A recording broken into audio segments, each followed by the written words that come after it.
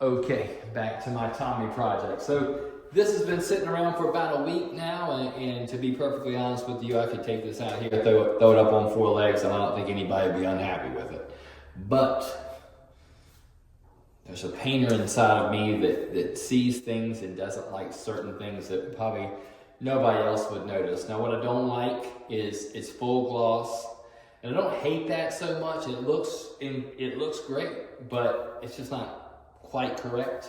And the other thing I don't like are any hard lines, and there aren't many. I mean, this really doesn't. I could almost live with this. That's how minor the hard lines are in here, but they're there. And if I sand it and re-clear it, they won't be there. So it's worth it to me to go one more round on this thing and really level it out, really choose the gloss level I like, which probably isn't going to be too far off from a full gloss. Yellow looks nice in a full gloss. I'm not a full gloss cabinet kind of guy, but yellow is one of those rare colors that looks good on a pinball machine in full gloss.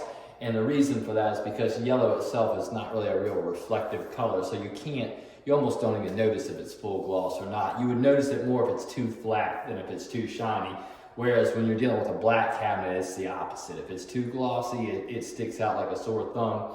And so, we'll see what we get into. The compromise on this one is just that there are some black elements to it. The face is black. There's some large letters down the side that are black. So as much as you could get by all day long with a full gloss and have it look pretty nice, then you have to worry about it if it's gonna make the black look unusually glossy. So we'll figure that out. Now, what I really want to figure out today and get into today, obviously I'm going to sand this thing down, I'm going to put the final clear on it, but before I do that, I got to do something with the back of the head. I don't have a screen for the back of the head, and the reason for that is I've looked into having a screen made for the back of one of these. It's a 2-part deal. You have to have one made for the back of the head and the back of the lower cabinet. It's extremely involved. There's so many words, letters, symbols, instructions, copyright dates, all those things that every time I've ever looked into it, it's just not practical. If I was going to do these all the time, like I do these WPC games and these System 11 games, I would suffer whatever I have to suffer to get one made, but just don't see it enough to make it practical. So what I usually do in these cases is I put some kind of art that ties into the theme on the back here to fill this space in. And so that's what I'll do. Sometimes I make my own art, like I got my own little stencil machine and I'll sit down and I'll fool with it. But the limitation of that is that it only cuts 12 by 12 stencils. So in order to fill the back of this, I usually have to make it in sections and piece it together. It can be really time consuming. And so this time what I did was I reached out to my buddy Jeff, the Pinball Pimp Miller, sent him to the design I wanted and just asked him to make me a larger stencil because he's got that ability to make that bigger stencil for me while I don't have to try to piece all that shit together. So we've done that. Now the colorway for that design is blue, red, white, and black, but I'm not going to put the blue on there. I'm going to try to figure out a different color. I like the red and the white and the black because that's present on the cabinet art and it kind of meshes together.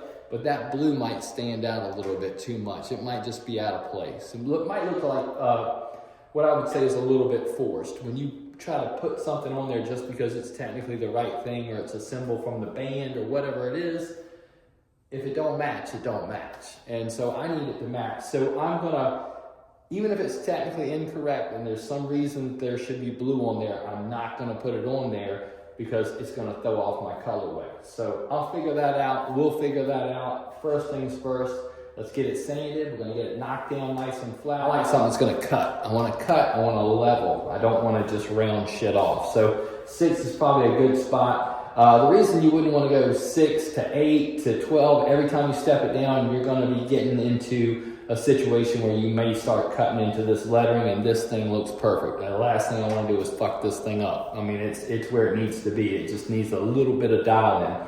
So I'll bust this thing down with 600. We will put something on the back here. We'll figure out the colorway for that. It's going to be whatever this colorway is, one way or another. And then we're going to be ready to matte clear it. One thing I will do also is I will untape everything and retape it as needed. So I'm probably just gonna square off this center section because I'm not going inside the cabinet, but I do want to clear the top and the back this time around, just so the top and the back meet or match the intensity of the gloss level that I put on the whole head. You know, you don't want this to be really glossy and then you have a kind of semi-gloss head up over top. You know, you want everything to match up. So we'll deal with that, but you kind of know what I'm getting into. Let's just do it.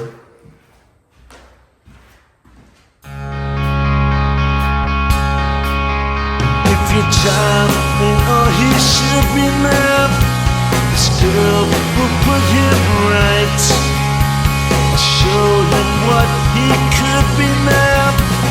Just get big one night.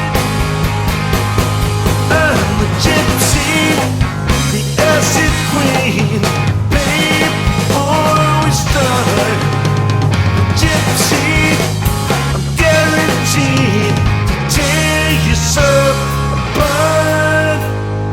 Give us a room, close the door, leave us for a while.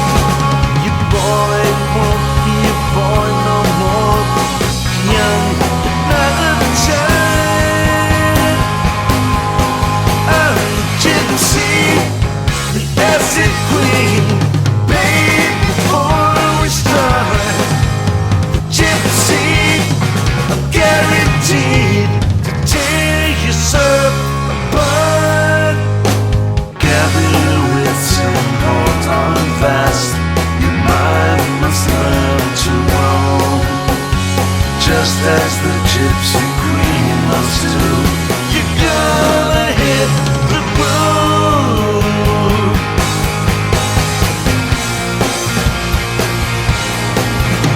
My work is done, now look at him. He's never been more alive. His head it shakes, his fingers clutch, watch his body break. I'm a gypsy, the acid queen, babe, before we start. Gypsy, I'm guaranteed to break your little heart.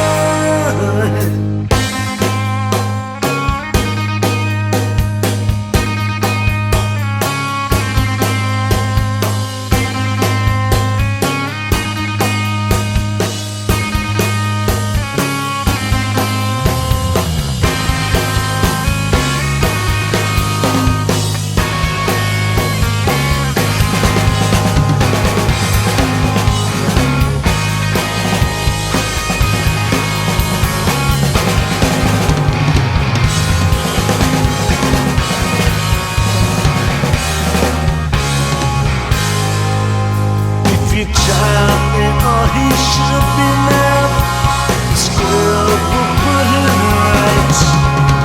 I'll show him what he could be now. Just get big one night. I'm the gypsy, the acid queen, babe, before we start. Gypsy, I'm guaranteed to tear yourself apart.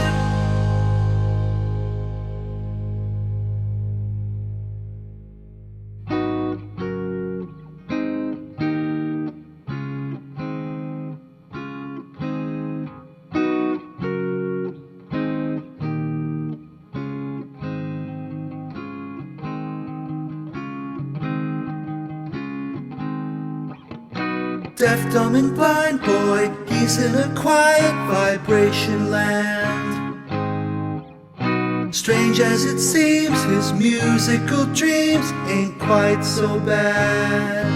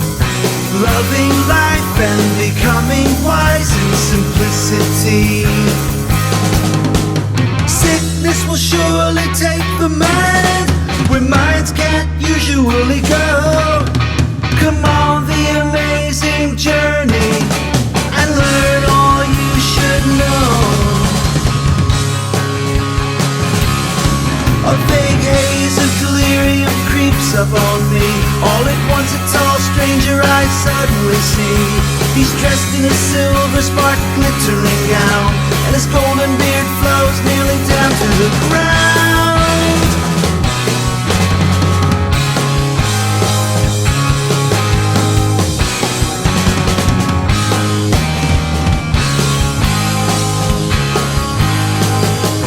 Nothing to say, nothing to hear, and nothing to see. Each sensation makes a note to my symphony.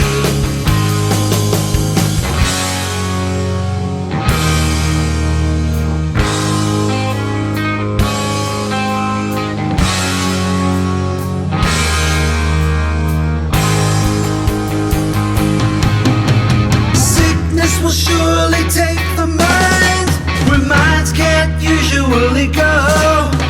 Come on the amazing journey and learn all you should know. His eyes are the eyes that transmit all they know. Sparkle warm crystalline glances to show that he's your leader and he's your guide. On the amazing journey together you'll ride.